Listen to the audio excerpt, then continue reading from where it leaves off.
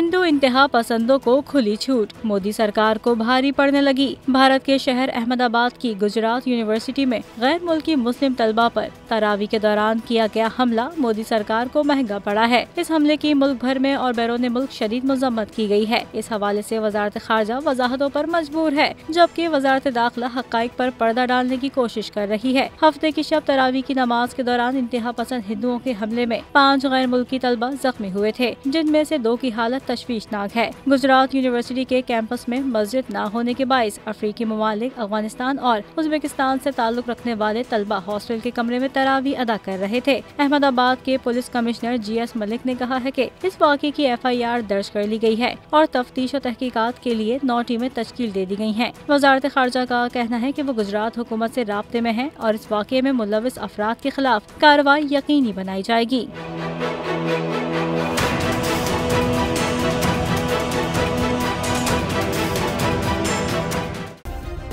Subscribe करें और bell दबाएं ताकि कोई खबर रह न जाए।